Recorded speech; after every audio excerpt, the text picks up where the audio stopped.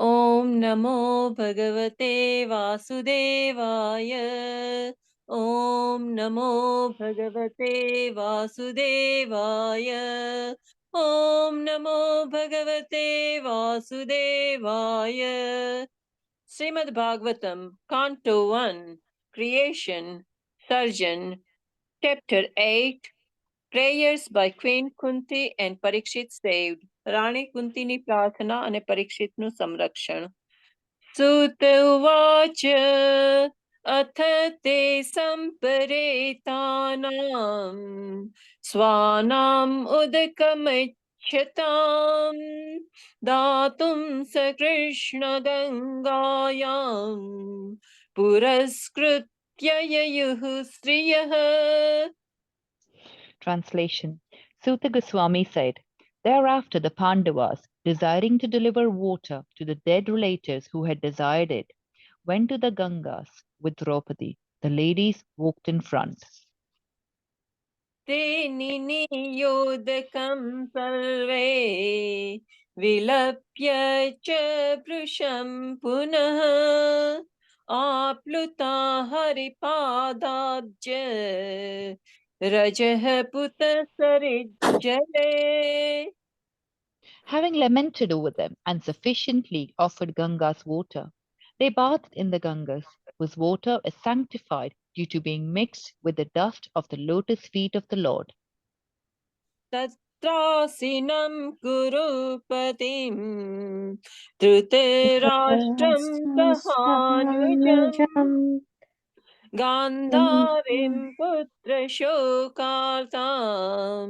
पृथां कृष्णां च माधवः.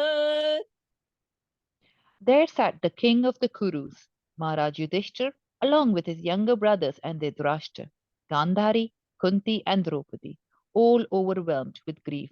Lord Krishna was also there. सान्त्वयामास मुनिर्भिः हतबन्धुन् शुचार्पितान् भूतेषु कालस्य गतिं दर्शयन् प्रतिक्रियाम्. Citing the stringent laws of the Almighty and their reactions upon living beings, Lord Sri Krishna and the Munis began to pacify those who were shocked and affected. साधयित्वा जातशस्त्रः स्वं राज्यं कितर्विहेत्तम् दातयित्वा सतो राज्ञः कच स्पर्शक्षतायुषः. The clever Duryodhana and his party cunningly usurped the kingdom of Yudhishthira, who had no enemy. By the grace of the Lord, the recovery was executed, and the unscrupulous kings who joined with Duryodhana were killed by him. Others also died, their duration of life having decreased for their rough handling of the hair of Queen Draupadi. याचयित्वाश्वमेधैस्तं त्रिभिरुत्तमकल्पकैः तदश्यः पादनं दिक्षु शतमन्योरिवातनोत्. Lord Sri Krishna caused 3 well-performed Ashwamedh Yagnas, horse sacrifices, to be conducted by Maharaj Yudhishthira, and thus caused his virtuous fame to be glorified in all directions, like that of Indra, who had performed 100 such sacrifices. आमन्त्र्य पाण्डुपुत्रांश्च सैन्ययोद्धवसंयुक्तः द्वैपायनादपि विप्रैः पूजितैः प्रतिपूजितः. Lord Krishna then prepared for his departure. He invited the sons of Pandu after having been worshipped by the Brahmanas, headed by Srila Vyasadeva. The Lord also reciprocated greetings. गन्तुं कृतमति ब्रह्मन् द्वारकां रथमास्थितः उपले अभिद्यावन्तीम् उत्तराम् भयविह्वलाम्.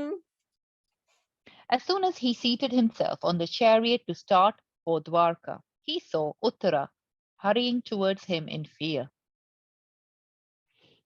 उत्तरोवाच पाहि पाहि महायोगिन् देवदेव जगत्पते नान्यं त्वदभयं पश्ये यत्र मृत्युः परस्परम्.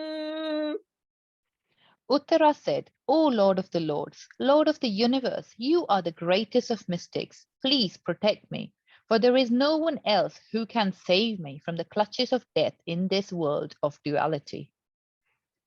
अभिद्रवति मामिष शरस्तप्तायसो विभो कामं दहतु मां नाथ मामे गर्भो निपात्यताम्. O my Lord, you are all powerful. A fiery iron arrow is coming towards me fast. My Lord, let it burn me personally, if you so desire. But please do not let it burn and abort my embryo. Please do me this favor, my Lord. श्रुतवाच उपधार्य वचस्तस्या भगवान् भक्तवत्सलः अपाण्डवम् इदं कर्तुं द्रोणैस्तम् अबुध्यतः. Suta Goswami said, having patiently heard her words, Lord Sri Krishna, who is always very affectionate to his devotees, could at once understand that Ashwathama, the son of Dronacharya, had thrown the Brahmastra, had thrown the Brahmastra to finish the last life in the Pandava family.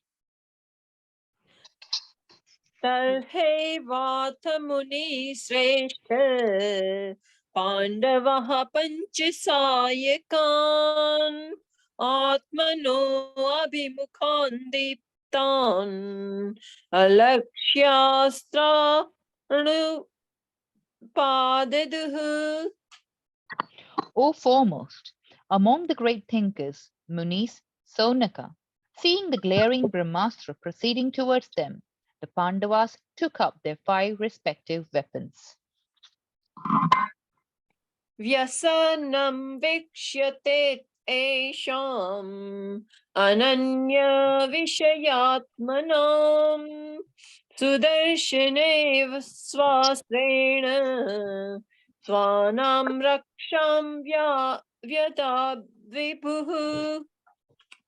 The Almighty Personality of Godhead, Sri Krishna, having observed that a great danger was befalling his unalloyed devotees, who were fully surrendered souls, at once took up his Sudarshana disc to protect them. अन्तःस्थ सर्वभूतानाम् आत्मा योगेश्वरो हरिः स्वमायया वृणोद गर्भम् वैराट्यः कुरुतन्तवे. The Lord of Supreme Mysticism, Sri Krishna, resides within everyone's heart as the Paramatma. As such, just to protect the progeny of the Kuru dynasty, he covered the embryo of Uttara by his personal energy. यद्यप्यस्त्रं ब्रह्मशिरस् त्वमोद्यं च प्रतिक्रियं वैष्णवं तेज आसाद्य समैषाम्य भृगद्वः. O Sonaka, although the supreme Brahmastra weapon released by Ashwathama was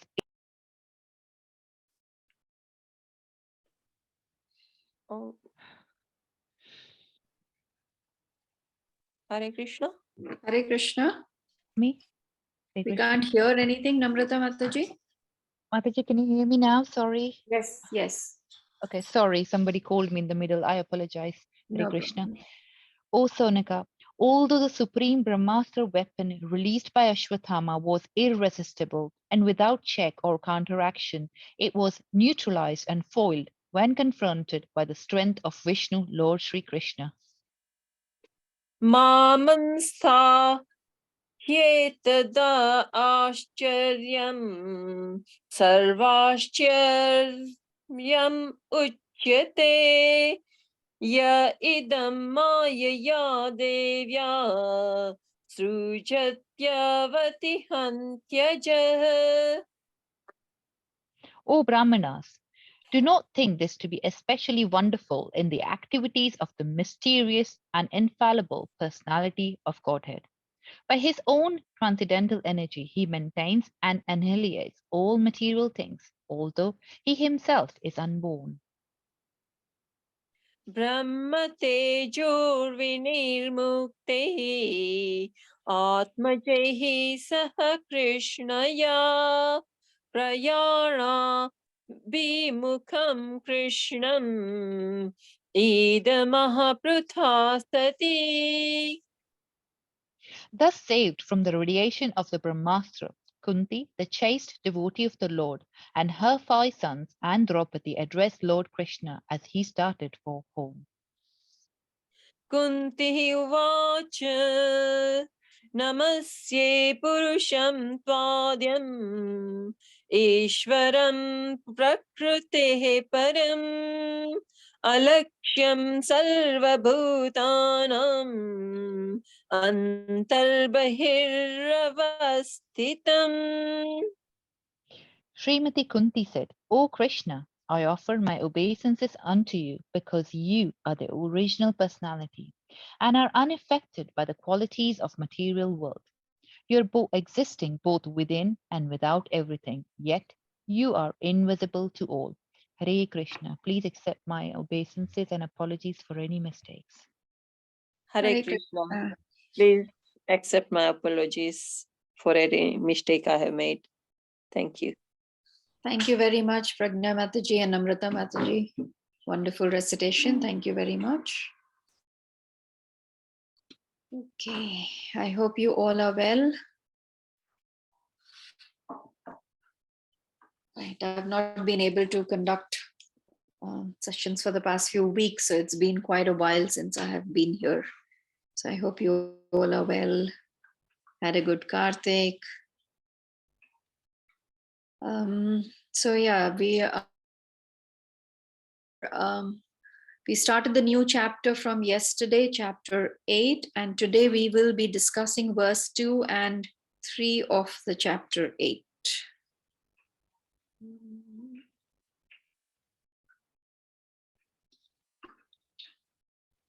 So,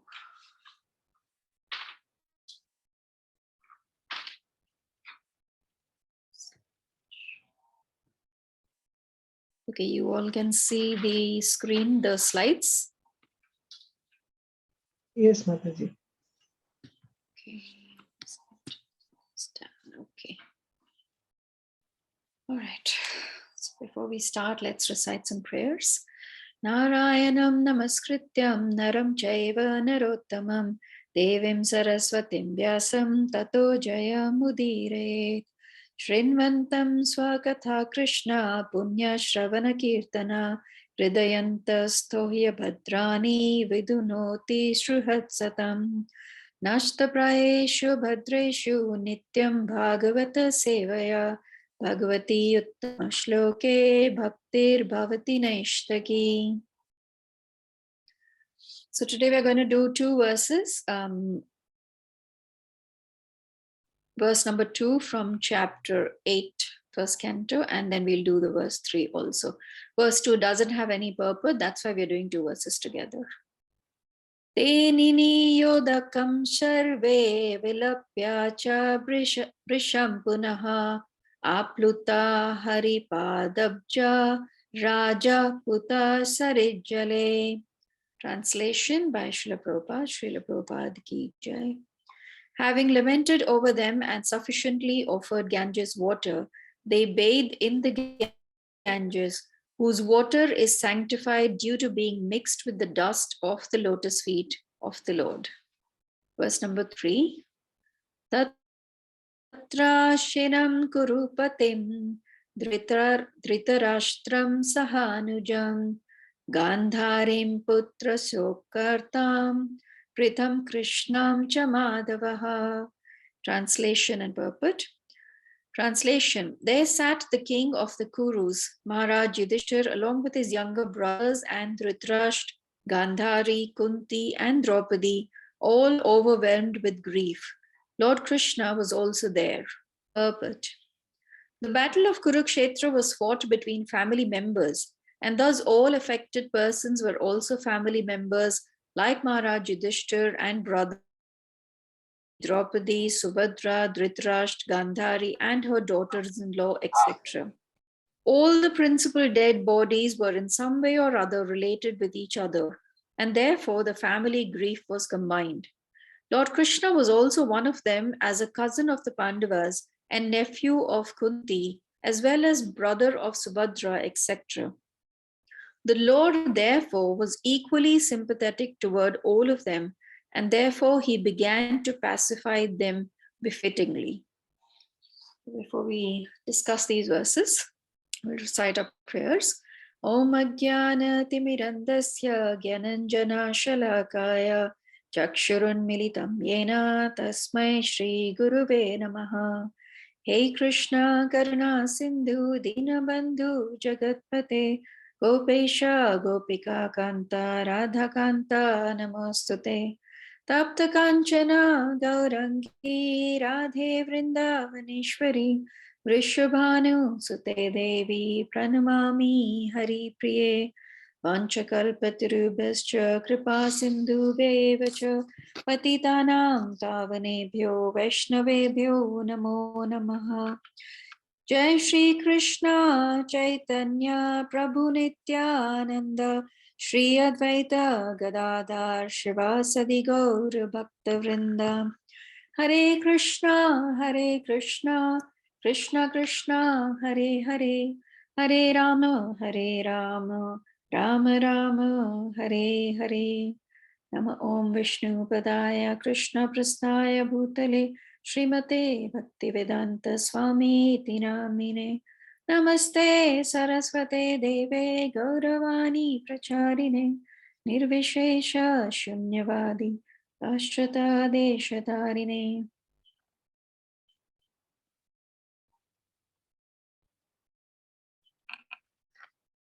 Okay. So please forgive me, I didn't have much time for preparing for today's class because unexpectedly I had to attend this afternoon a funeral of a very good friend's father. And while I was there, it just struck me that this class that I'm preparing for and then the funeral service that I was attending, it was so interrelated because here also we are talking about how the family members are grieving. And obviously when I was there, there was a lot of sadness and grief, which is natural, So anyways, before we come to discussing verse 3, we'll discuss verse 2, which talks about how they bathe in the Ganga and whose water is sanctified due to being mixed with the dust of the lotus feet of the Lord.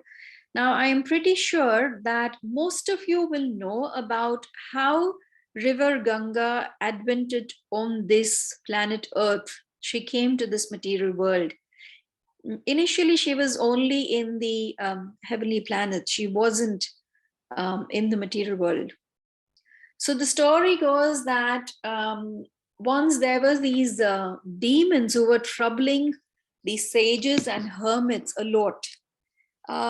And constantly being disturbed by these demons, the hermits then took shelter of sage Agastya. And Agastya, known to have great siddhis and powers, what he did was he swallowed the entire ocean. So all of the water he swallowed. And eventually then the story goes on that Bhagirath was actually the key factor how Ganga then advented. So what happens is, the story goes that there was once a king who was known as Sagar, and he had 2 wives. And from one of his wives, he had 60,000 sons. And once he was performing the Ashwamedha Yagya. Now, if you know what the Ashwamedha Yagya is, in this Yagya, there is a horse which is left to roam around freely. And whoever actually captures the horse, so let's say it has gone into the kingdom of some king, and that king decides that he doesn't want to surrender to King Sagara, and he captures the horse. So then that means that he has to then have a fight, a war with King Sagara and his family and his army. So in this case, what happened was the 60,000 sons of King Sagara were following the horse, and they saw him enter a cave kind of structure. It wasn't exactly just a cave. It was obviously, entrance cave and then huge, whatever. And this belonged to Kapila Muni. So when the horse did not return, and when they went in, they couldn't see the horse. They assumed that the sage Kapila has captured the horse. Now, they did not kill the sage because he was obviously an ascetic. He was a sage. So they did not kill him, but they started disturbing him in his meditations. And because the sage was, trying to meditate and he was getting disturbed, being annoyed by these sons, he burned these 60,000 sons of Sagara with a curse. Time passed, and then Bhagirath, who was the great grandson of King Sagara, either he was a great or great grandson, but in the family of King Sagara, happened to come across the bones of his dead ancestors, and he wanted to perform the Shraddha of his ancestors. But there was no water to perform Shraddha. So he prayed to the Creator, he prayed to Lord Brahma, and he prayed to him to please end this drought, because when sage Agastya had swallowed the entire water, there was no water on the universe. So Brahma asked him to pray to Lord Vishnu, who is the preserver, and he said, pray to Lord Vishnu to allow the heavenly Ganga, to come down to the earth. And the heavenly Ganga touches the toe of Lord Vishnu. So when Bhagirath was praying to Lord Vishnu, he obviously agreed, but he said, you have to request Lord Shiva to take the flow of the river on his self, because the flow is so strong that if river Ganga comes directly on earth, then the earth will be cut into 2 pieces like that. So then Lord Shiva agreed to first allow the Ganga water to fall on his head, and then from there the Ganga then comes to this material world. So I thought why we are reading this and why we are trying to understand this is because in the verse, it very clearly says how pure the waters of the river Ganga is. It says in our scriptures in some places that even if you just hear the word Ganga, what to speak of bathing in the holy waters, but even if you hear the word Ganga, you are purified. Now, some people may question about this, but all of this comes from the faith that you have. I may say to 10 different people, how these 10 people are going to accept this information depends on them. And thus, the level of purification depends on the level of acceptance that a person has. But anyways, all of us, if we have heard, we have any connection, if we've grown up in India or we've heard the stories, everybody knows how pure the water of river Ganga is. Yes, today, externally and materially, people do talk about how the water has become so impure because of all these various industries there and people using the water for washing clothes and for various other activities. But even today, and this is a fact, and I can vouch for it, even today, if you fill a bottle of water with Ganga water and you keep it in your house for years and years and years, it will not become dirty and slimy like any other normal water. And this is a fact. So even today, the water of River Ganga has these mystical powers. So Ganga River is extremely holy. She very kindly is there for all of us to purify us. She's a place of pilgrimage where so many people go. And also when we are reciting our prayers, Premadhwani prayers, if you know, when we recite our prayers, we pray to River Ganga and to River Yamuna. So I just thought, although the verse 2 does not have any purport, but it'll be important to kind of just meditate on the importance and the holiness of River Ganga and how it will do all of us good to, with complete faith, chant the holy name of River Ganga. So that was verse 2. And now let's go to verse 3. So before we do that, let's just read the verse 3 again. There sat the king of the Kurus, Maharaj Yudhishthir, along with his younger brothers and Dhritarashtra, Gandhari, Kunti, and Draupadi, all overwhelmed with grief. Lord Krishna was also there. So it says in the purport, Prabhupada says the family grief was combined. Why he's saying the family grief was combined was, as we know the background, this is the battle of Kurukshetra, is a battle between cousin brothers. So it was the Pandavas and Kauravas who were fighting. There were all relatives involved, uncles and granduncles and grandfathers and teachers and various other cousins. So it was a war amongst the family, and so all the people who had lost their lives were somehow or the other related. So obviously there is a lot of grief among the family members, and as we can see in this picture here, Gandhari is lamenting the death of her son and sons. Her daughter-in-laws have now been widowed. Maharaj Yudhishthir is overwhelmed with grief because he is blaming himself. He says to Lord Krishna that it is because of me that this war was fought, and it is because of me that millions and millions of soldiers have lost their life, and so many women have now become widows, and so many children are now without their fathers. So there is a lot of grief and lamentation amongst everybody who has survived this war, because this was a huge war and a lot of soldiers lost their lives. And amongst them, Krishna is with them. Krishna is also sympathizing with them.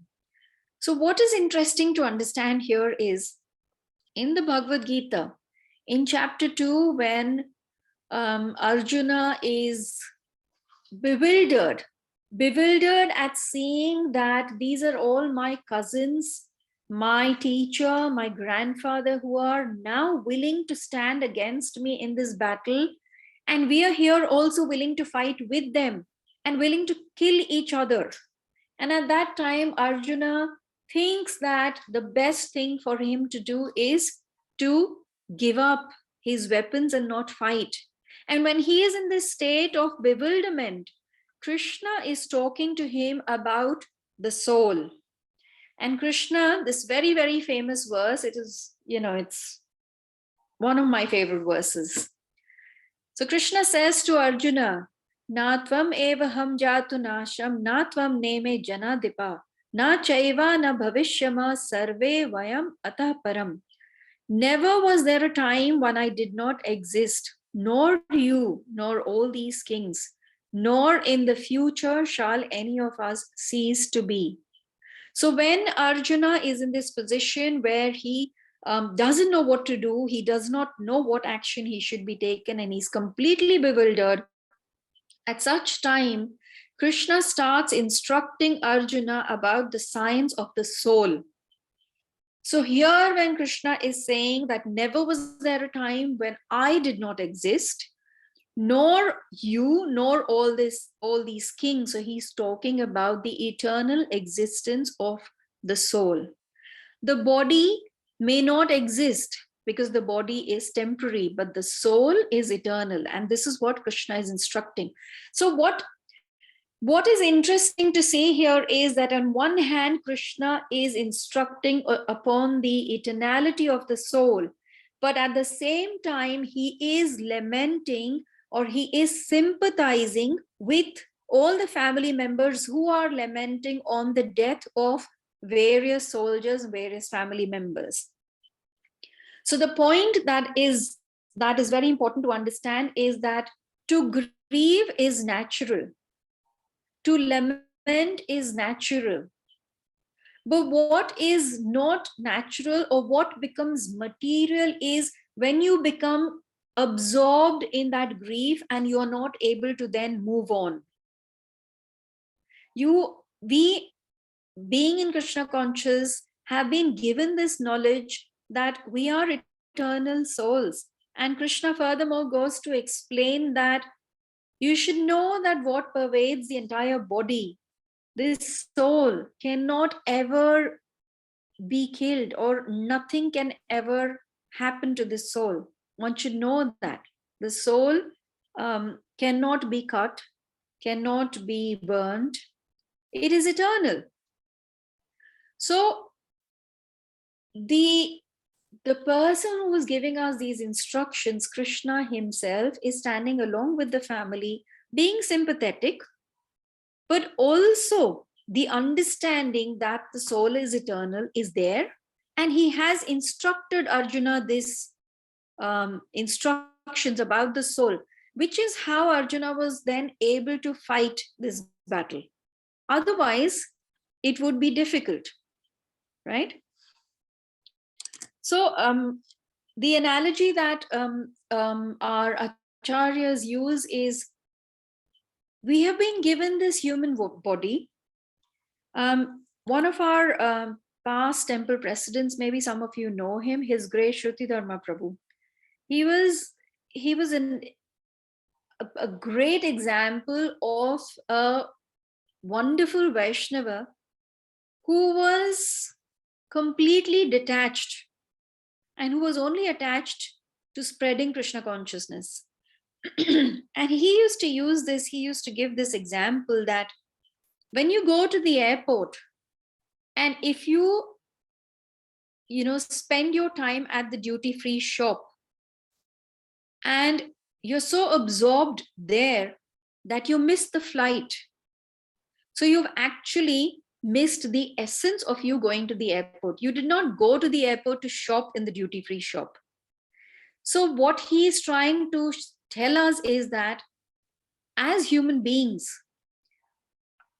as souls who have been given this human form of life, for us, it is very important to understand that the soul is eternal and that this soul has a connection with the super soul, and that it needs to establish that connection, which it has forgotten. If we get too engrossed in all our bodily connections, or if we get too engrossed in satisfying our senses, then, as we say, we will miss the boat, right? And then again, in chapter 2, verse 13, which is again a very, very famous verse, Dehinosmin yatha dehe kaumaram yovanam jara tatha dehantara praptes dhiras tatra na muhyati. So muhyati means getting bewildered. Na muhyati means that a sober person, na muhyati, does not get bewildered. So, when today I am in this body, but when I was born, I was a baby. I grew to be a child, went to school, first year, second year, primary school, secondary school, university, got married, have children. So this body has constantly been changing. I do not sit and lament When I'm looking at my family album and I look at the picture of myself as a baby, I do not lament saying, where has this body gone? Because I know that this body is what has evolved into what I am.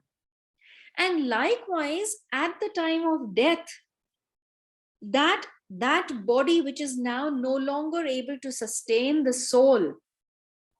So that is why the soul decides that this body is now unhealthy. It can no longer allow me to perform the activities, and thus the soul then takes on another body. And thus Krishna says in the Bhagavad Gita that a sober person is not bewildered by such a change. It is only a change of the body.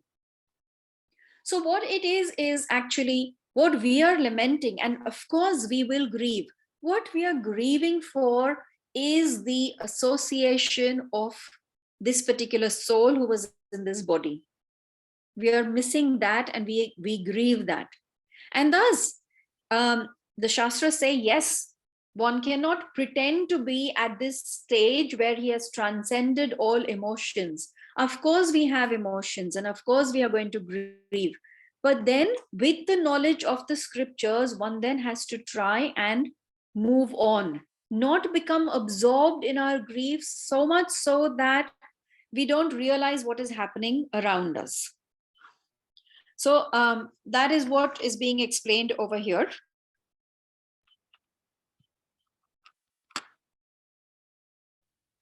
So in the purport, Prabhupada says that the Lord is therefore equally sympathetic towards all of them. Now, Lord is not insensitive to our sufferings. Of course, he is very sensitive, because if he wasn't sensitive, he wouldn't give us so many opportunities to come out of these material sufferings that we have and go back home, back to him where we actually belong. He is very, very sympathetic. He understands our suffering, and that is why he time and time again tries in various ways to bring us back to him. However, Prabhupada explains, and this is in the purport of Srimad Bhagavatam, Canto 5, Chapter 8, verse 9. Prabhupada is explaining that if one is actually sympathetic to fallen, suffering humanity, he should try to elevate people from material consciousness to spiritual consciousness. And it is so important for all of us to understand, and Prabhupada says this in the same purport. I'll come to the story in a minute, but he says in the same purport, he says, as far as the material body is concerned, we cannot do anything for anyone. Such a strong statement where Prabhupada says, as far as the material body is concerned, we cannot do anything for anyone. You know, all of us today, we will see that this industry wherein so much time and effort and money is spent on beautifying the material body, looking after the material body, all of that time is spent on that, but nobody talks about the soul. And from our scriptures, we have this very famous story, which I'm sure all of you have heard, about Bharat Maharaj. Now, Bharat Maharaj got attached to this deer.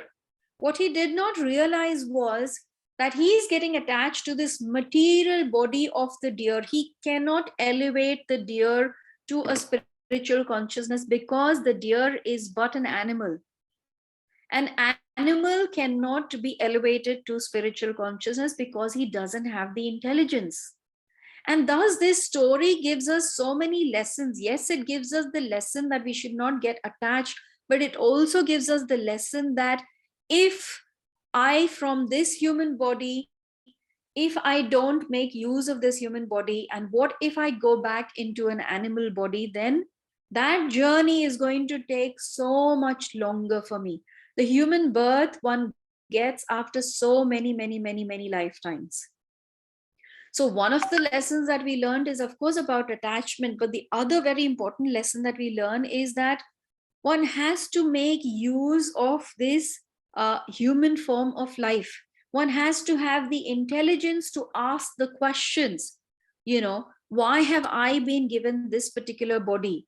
What is happening in my body? How come that I was a child, I became a teenager, I'm becoming old? So this something is changing, but something is also remaining steady. And that which remains steady, who is that? Who is that? What is the journey of that which remains steady? We all have attachments. We cannot help but have attachments. Attachments to our parents, to our spouse, children, other family members, friends. And Prabhupada, in his purport of 2.7, chapter 2, verse 7, he says that if that attachment is based only on physical connections, and he calls it skin disease. So this attachment based on just your relations is skin disease. That attachment should actually go deeper, and your attachment should be with the soul, not just with the physical body. And when you realize that your attachment has to be with the soul, and you realize that each one of us actually is part of Krishna, so each one of us is connected to each other in that sense. Imagine that the parts of my body, they're all connected to me, right? So I have attachment for my fingers, for my toes, for my head, for my arm, for all of that. Krishna has attachment to each and every living entity because we all are parts of Krishna. And the same way, if my right hand is going to hit my left hand, it is going to hurt me eventually because we are not separated. And so when we understand that, we are all connected to each other like that, and we have to go beyond seeing just the physical body, that we are eternally souls, we are eternally part and parcel of Krishna. And thus, we have to help each other to rise above the material consciousness and go to the spiritual consciousness, to become Krishna conscious. I found this very interesting part from Srila Prabhupada's lecture given on the Bhagavad Gita. And I will read this because it was so good that I couldn't take any points. I thought the whole thing needs to be read actually. So please do pay attention. Bhakti Vinod Thakur has sung Mayar Boshe Jashe Beshe Kacho Habudubu Bhai. Just like we see sometimes in rainy season, so many plants and creepers and vegetables and so many other things are floating in the river going. Similarly, we also all floating in the waves of Maya. Mayar Boshe Jasho Beshe Kacho Habudubu. Sometimes drown, sometimes on the surface, sometimes on the other shore, sometimes on this shore. This is going on. So long we are in this material world, we are being tossed by different currents. And sometimes I'm here as the master of some kingdom, and sometimes I am dog of somebody else. This is my position. The same thing. Very good example that we are being carried away by the waves of Maya. Sometimes we are gathering together. So many straws and vegetables, they gather together. And sometimes the same vegetables and straws are thrown asunder. One is there, one is here. So here also we assemble here as society, friendship, and love exactly like that. In the waves of Maya, then nobody is your father, nobody is your mother, nobody is your sister, nobody. It is simply Mayic illusory combination. Illusory combination, temporary combination. And we are so much attached to this combination that we are refusing to go back to home, back to Godhead. This is our position. He was speaking this in context of Maharaj Bharat. So he was saying how Maharaj Bharat got attached to this illusory combination, wherein he was attached so much to this deer that at the time of death and during the preliminary days or just before his death, he was so attached to this deer that he neglected to perform his spiritual activities, because that attachment was so strong that he only would think about how is the deer, is she okay, and all those kind of things. So because of which he had to obviously, I'll just stop sharing the screen. He had to obviously come back to this earth again. As we know, he came back as Jada Bharat. So the takeaway points from these two verses is, what is my skin disease? Prabhupada is talking about skin disease. So the takeaway point is, what is my skin disease? What or who am I attached to? And we don't talk about being detached as in that we have a heart of stone. But what we talk about is being attached to the soul, not to just the body, not to just the external covering. And the analogy that Prabhupada uses, and a lot of our acharyas use, is that once there was a man drowning in the river, and the lady, the wife, was, screaming for help, saying, please save my husband, save my husband. And a couple of people dived in, and they got hold of the coat of this man. And while trying to pull across the man, what they came up with was just the coat. And the lady said, this is not my husband, this is just the coat. And same way, the soul is covered by this physical body, but we are actually the soul. This body is just like the coat. And so if we focus on just looking after the coat and don't pay attention to the soul, then we are missing something here. So very important to identify what my skin disease is, and try to then, with the knowledge, with the light of knowledge, try to then build your attachment at other levels, at more spiritual levels.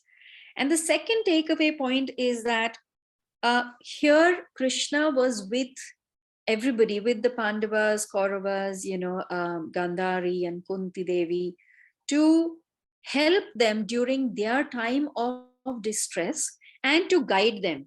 And I will not reveal too much, but in the preceding verses, you will hear how Mother Kunti prays to Krishna that please break the ties I have with my family, because if I don't break those ties, then I will not be able to progress.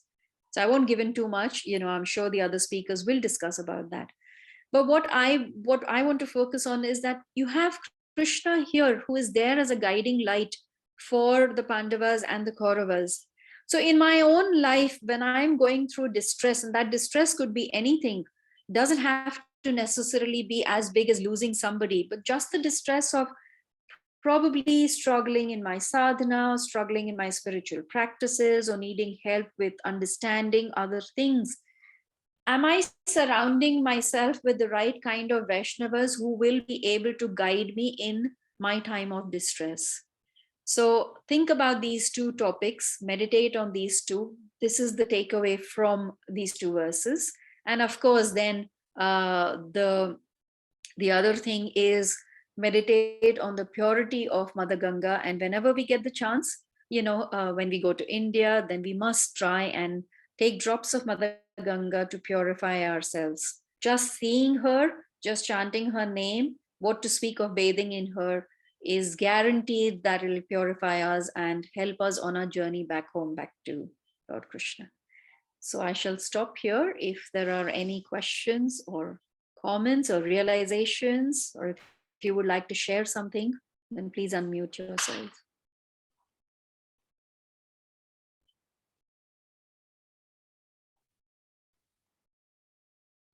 Hare Krishna Mataji. Hare Krishna. Thank you for a wonderful class. Really, really thought-provoking.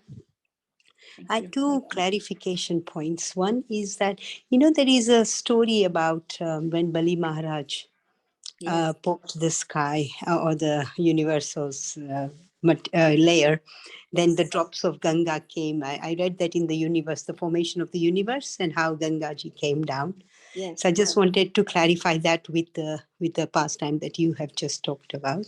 So, the thing is that obviously Bhagirathi prayed and the Ganga came. So we know why she came. So right now in this pastime, we haven't spoken about when exactly she came. We know why she came. We also spoke about that, yes, she touches the feet of Lord Vishnu before she enters the material realm. Yes. So although I am I cannot, in the sense that just like that give you the connection, because I haven't read it. But what my understanding is that, yes, Bhagirathi performed all these austerities and then she came. But when she descended was during the pastime of Bali Maharaj. And that's how when Lord Vaman Dev, when he did his third and, second footstep, he just pierced the material realm and the river Ganga touched his feet and then came down like that. So I would see Right. that as a connection. Both are connected. Both are Both. connected. Okay. That's Okay. what I would think. But I haven't got a firm Makes sense. scriptural evidence to kind of, send it to you right away. Absolutely. No, I understand that. Thank you for that. And the other point was that, in the Bhagavad Mahatmya, there is a thing about bathing in the Ganga versus bathing in the waters of Krishna Katha. Is much superior to bathing in the Gangaji. So I just think if you could elaborate a bit on that, please. So what I was reading was, and what I also heard from our acharyas is that, yes, of course, physically bathing in the river Ganga or river Yamuna is very, very purifying, right? But like we say, physically staying, one of the 5 devotional activities and devotional service one can perform is residing at the dham. And then Srila Prabhupada says that wherever Krishna Katha is chanted and wherever there is an ISKCON center, it is a dham, right? So likewise, physically bathing in the Ganga and Yamuna is of course very, very purifying.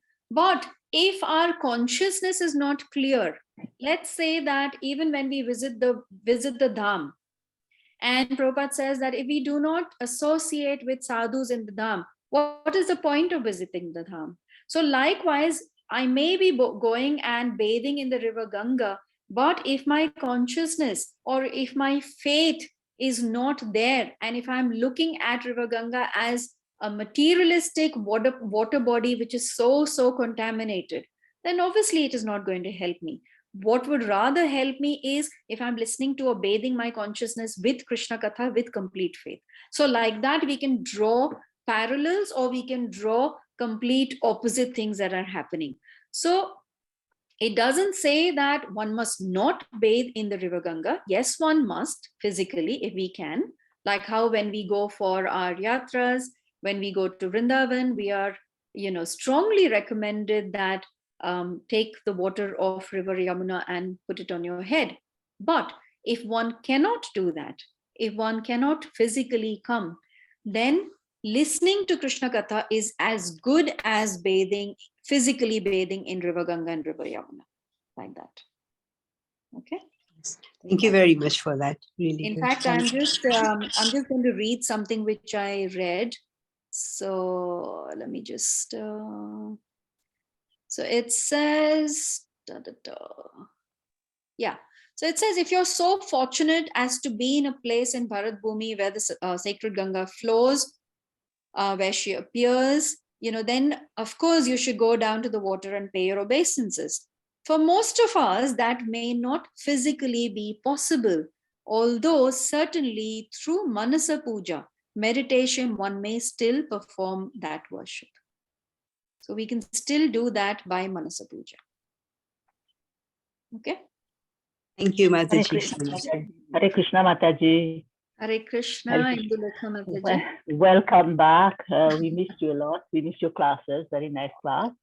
What I've read somewhere, that when Vaman Dev poked the outer layer of the sky, and then the Mother Ganga started dripping, then Lord Brahma, he held Mother Ganga in his kamandalu, because he knew if Mother Ganga comes down with a vague, with a Prachanda Vega, you can pierce Mother Earth and go down to the Patala Lok, which will not be beneficial for us, the human beings here. So that's why Lord Brahma held. And then from Lord Brahma's Kamandalu, Mother Ganga descended on the jata of Lord Shiva. Okay. This part I don't remember hearing. I'm sure it doesn't strike me. But thank you for sharing so much. Thank you. And unfortunately, Indulekha Mataji, again, I will be away for a couple of weeks. So Oh. yeah, I don't know. Hopefully I should be back. We look forward to your class, Mataji. Thank you so much. Thank you. You're so kind. Hare Krishna. So kind. Hare Krishna. I have a comment on the chat box where Mitali Mataji says that she has Ganga Jal at home for the past 5 years and it is still so clean. I said, Mitali Mataji, from personal experience also, you know, she stays clean for years and years and years. Thank you. Bharti Mataji, is this Bhagwati Mataji maybe? So you're saying one says Ganga Snan, which is bath, and Yamuna Pan, Achman. Wow, that's nice, Bhagwati Mataji. Thank you for sharing. Is there any other? Sorry? Wonderful session, Mataji. Very nice. Very good explanation. Welcome back. Thank you, Bhagwati Mataji. Thank you.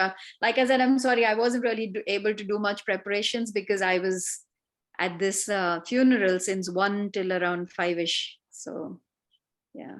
No, but your explanation really helps. The way you do it. It's really good. Very good. Thank you. All Guru Maharaj's mercy. Thank you. And all of your blessings. Okay, if we have no further comments or questions, maybe we can end our session. Yeah. Okay.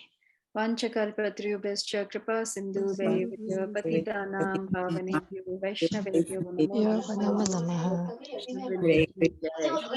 Thank you, Mataji. Wonderful. For excellent class. Hare Krishna. Thank you. Hare Krishna.